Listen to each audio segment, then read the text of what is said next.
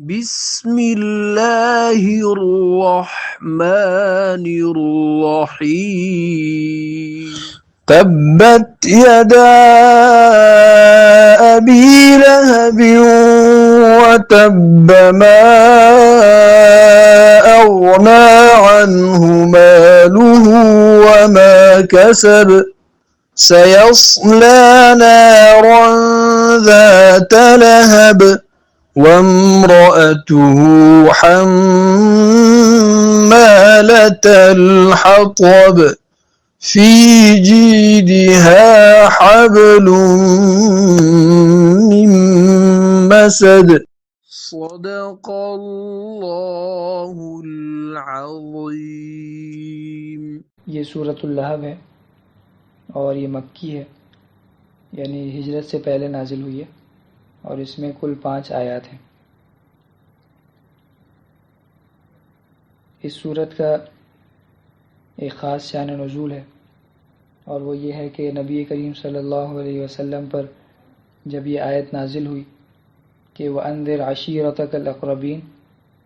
اپنے قریبی رشتہ داروں کو اور خاندان والوں کو ڈرائیے، تو نبی کریم صلی اللہ علیہ وسلم صفا پہاڑی پر تشریف لے گئے اور وہاں پہ چڑھ کر قبیلہ قریش کو بلایا، آواز دی۔ اور اس زمانے میں یہ عام دستور تھا کہ اگر کوئی خطرہ ہوتا تھا یا کوئی اہم بات پیش آتی تھی تو اس طرح کسی پہاڑ پہ چڑھ کر اپنے قبیلے والوں کو بلایا جاتا تھا، اور ان کو بلا کر پھر ان کے سامنے وہ بات بیان کی جاتی تھی۔ تو اسی طرح نبی کریم صلی اللہ علیہ وسلم صفا پہاڑی پر تشریف لے گئے، اور وہاں سے آپ نے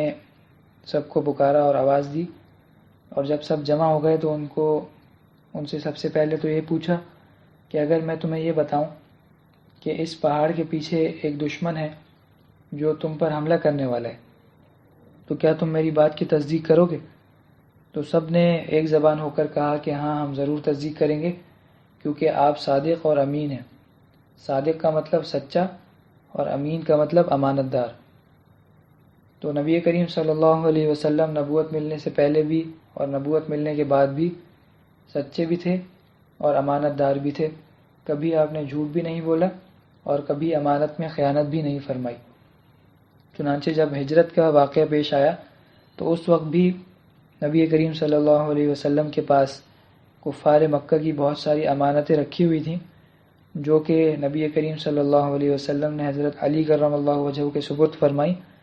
اور ان کے سپرد فرما کر ان سے یہ کہا کہ یہ امانتیں ان سب کو واپس لوٹا دینا۔ تو اس موقع پر بھی آپ نے امانت کا خیال رکھا، اس وجہ سے ان سب نے یہ کہا کہ آپ صادق بھی ہیں اور امین بھی ہیں۔ اس کے بعد جب آپ نے ان سے یہ کہا کہ میں تمہیں ایک شدید عذاب سے ڈراتا ہوں، یعنی وہ عذاب جو شرک اور کفر پر اللہ تعالیٰ کی طرف سے نازل ہوگا، یہ سن کر ابو لہب نے یہ جملہ کہا کہ تبا لک یا محمد لہذا جمعتنا،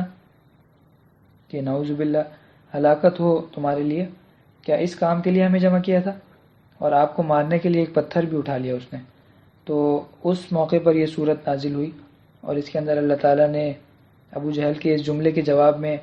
اس میں صورت میں یہ فرمایا ہے کہ ابو لہب کے ہاتھ ہلاک ہوں، اور یہ خود ہلاک ہو چکا۔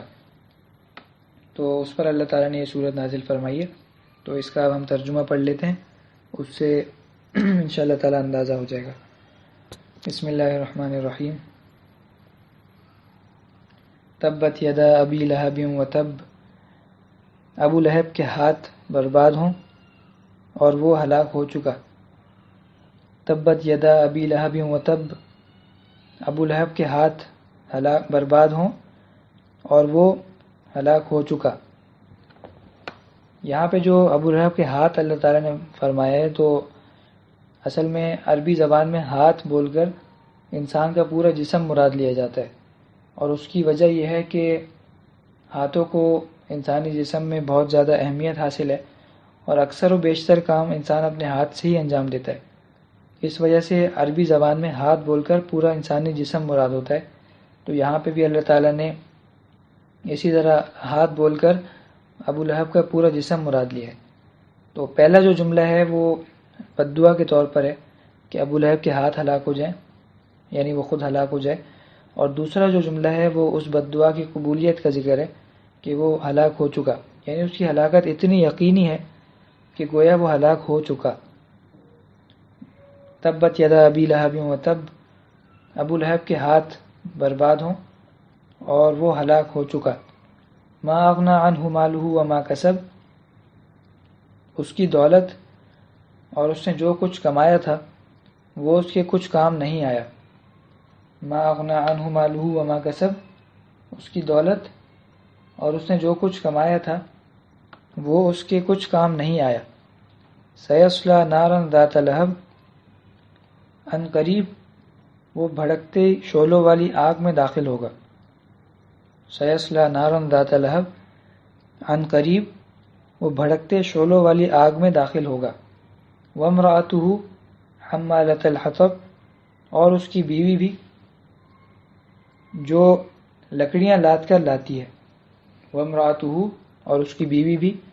اس کی بیوی بھی کا مطلب یہ ہے کہ اس کی بیوی بھی ہلاک ہو جائے اور وہ ہلاک ہو چکی، یہ مطلب ہے۔ اور اس کی بیوی بھی حمالۃ الحطب، جو لکڑیاں لاد کر لاتی ہے۔ فی جیدہا حبل من مسد، اس کی گردن میں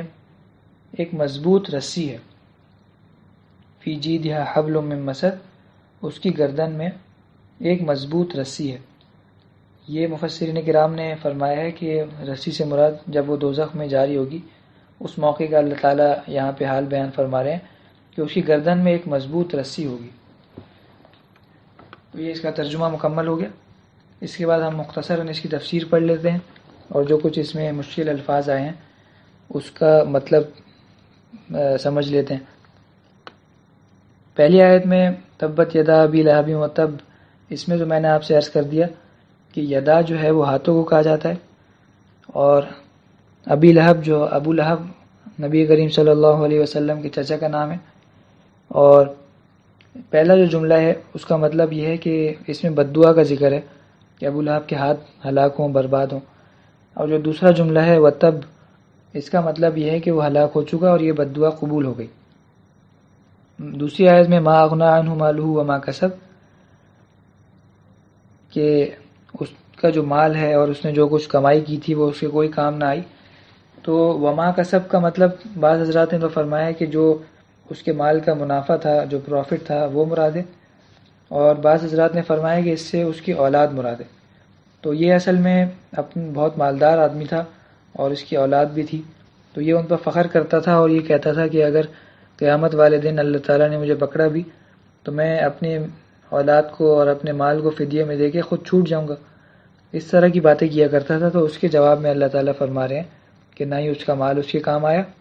اور نہ اس کا منافع اس کے کام آیا اور نہ ہی اس کی اولاد اس کے کام آئی۔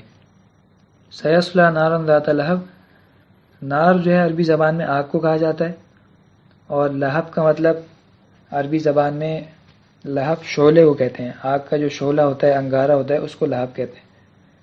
تو ان قریب اللہ تعالیٰ فرما رہے ہیں کہ وہ بھڑکتے شعلوں والی آگ میں داخل ہوگا۔ تو اس کے اندر دیکھیں ابو لہب اس کی کنیت تھی، اور اس کو ابو لہب اس وجہ سے کہا جاتا تھا کہ اس کی رنگت اور اس کا رنگ بہت زیادہ سرخ تھا، اور لہب عربی زبان میں شعلے کو کہتے ہیں، وہ بھی سرخ ہوتا ہے، اس وجہ سے اس کو ابو لہب کہا جاتا تھا۔ تو اللہ تعالیٰ اس موقع پہ یہ بیان فرما رہے ہیں کہ یہ جو ابو لہب ہے یہ عنقریب ایک بھڑکتی شعلوں والی آگ میں داخل ہوگا۔ تو اس کے نام کی مناسبت سے اللہ تعالیٰ نے یہاں پہ لہب کا لفظ ذکر فرمایا ہے، اور اس کے اندر ایک خاص فصاحت اور بلاغت ہے۔ چوتھی آیت میں ہے وامرأتہ، اور اس کی بیوی بھی، اس کی بیوی جو تھی اس کا نام ام جمیل ہے، اور یہ نبی کریم صلی اللہ علیہ وسلم کی بہت زیادہ دشمن تھی، اور آپ کے راستے میں کانٹے بچھا دیا کرتی تھی تاکہ آپ کو تکلیف ہو، اور ہمیشہ آپ کو تکلیف دینے کے در پہ رہتی تھی۔ تو حمالۃ الحطب میں اس کی یہی صفت اللہ تعالیٰ نے بیان فرمائی ہے کہ جو لکڑیاں لاد کر لاتی ہے، تو لکڑیاں لاد کے لاتی تھی مختلف جگہوں سے، کانٹے اٹھا کے لاتی تھی اور نبی کریم صلی اللہ علیہ وسلم کے راستے میں بچھا دیا کرتی تھی۔ پانچویں آیت میں اللہ تعالیٰ فرما رہے ہیں فی جیدہا حبل من مسد، جید جو ہے وہ عربی زبان میں گردن کو کہتے ہیں، اور حبل جو ہے وہ رسی کو کہتے ہیں، اور مم مسد کا مطلب ایسی رسی جو بہت زیادہ مضبوط ہو اور بہت ہی زیادہ بٹی ہوئی ہو، تو اس کو مسد کہتے ہیں۔ تو اس کا مطلب یہ ہوا کہ اس کی گردن میں ایک ایسی رسی ہے جو بہت زیادہ مضبوط ہے اور بہت زیادہ بٹی ہوئی ہے۔ میں نے جیسا کہ عرض کیا کہ یہ اس کے دوزخ میں داخلے کے وقت کی حالت بیان فرما رہے ہیں کہ جب وہ دوزخ میں جاری ہوگی تو اس کے گلے میں ایک مضبوط رسی بندھی ہوئی ہوگی۔ اب بعض حضرات نے یہ بھی فرمایا کہ اسی دنیا کا ہی واقعہ مراد ہے، اور وہ واقعہ یہ پیش آیا بعد میں جا کر کہ جب وہ ایک دفعہ جنگل سے لکڑیاں کاٹ کر لا رہی تھی اور لکڑیوں کو اس نے رسی سے باندھا ہوا تھا، تو ایک جگہ تھک گئی، اور جب وہ ایک درخت کے نیچے تھوڑی دیر آرام کرنے کے لیے بیٹھنے لگی تو وہ جو رسی تھی جن سے اس نے لکڑیاں باندھی تھیں تو وہ اس کی گردن میں آ کے پھنس گئیں، اور وہ کچھ اس طرح سے پھنسیں کہ اس کا سانس رک گیا اور وہیں وہ مر گئی۔ تو اس واقعے کا اللہ تعالیٰ نے یہاں پہ ذکر فرمایا ہے۔ تو کوئی بھی ان میں سے دونوں مراد ہو سکتے ہیں۔ اور ابو لہب کے بارے میں آپ کو تھوڑا سا بتا دوں کہ ابو لہب جو تھا وہ نبی کریم صلی اللہ علیہ وسلم کا چچا تھا، لیکن جب آپ نے دین اسلام کی دعوت دینی شروع کی تو وہ نبی کریم صلی اللہ علیہ وسلم کا مخالف ہو گیا، اور آپ کو بہت زیادہ تکالیف پہنچائیں، اور ہمیشہ یہ کوشش کی کہ کسی طرح نبی کریم صلی اللہ علیہ وسلم کی بات سے لوگ پیچھے ہٹ جائیں اور دین اسلام چھوڑ دیں۔ تو یہ بازاروں میں نبی کریم صلی اللہ علیہ وسلم کے ساتھ ساتھ چلتا تھا، اور لوگوں کو یہ کہتا تھا کہ بھائی ان کی بات نہ سنو، اور یہ چاہتے ہیں کہ تمہارے جو معبود ہیں ان سے ہٹا دیں۔ تو اس طرح کی باتیں یہ کیا کرتا تھا۔ تو اس وجہ سے اللہ تعالیٰ نے یہاں پہ اس کا یہ انجام ذکر فرمایا، اور آخر میں اس کا یہ انجام ہوا کہ اس کو ایک خاص بیماری ہو گئی جس کو عرب میں عدسہ کہتے ہیں۔ تو اس وجہ سے اس بیماری کو عرب یہ سمجھتے تھے کہ یہ ایسی بیماری ہے کہ اگر ہم اس کے پاس اٹھیں گے بیٹھیں گے تو یہ ہمیں بھی لگ جائے گی، تو اس لیے اس کو ایک الگ کمرے میں ڈال دیا سب نے، اور اس کے گھر والے بھی اس سے دور ہو گئے، یہاں تک کہ اسی حالت میں اکیلے پڑے پڑے ہی اس کا انتقال ہو گیا، مر گیا، اور اس کے بعد وہیں پہ پڑا رہا یہاں تک کہ سڑنے لگا، اس کی لاش جو ہے وہ اس سے بو آنے لگی اور وہ سڑنے لگی۔ تو اس کے گھر والوں نے کچھ مزدوروں کو بلوایا اور ان کو پیسے دے کر ایک گڑھا کھدوا کر ان سے کہا کہ اس کو لے جا کے وہاں ڈال دو۔ تو انہوں نے ایک لکڑی کے ذریعے اس کو اٹھا کے اس کے گھڑے میں ڈال دیا اور اوپر سے پتھر بھر دیے۔ تو یہ اس کا انجام ہوا۔ تو اللہ تعالیٰ نے یہ صورت میں بیان فرمایا۔ تو یہ صورت ہماری مکمل ہو گئی۔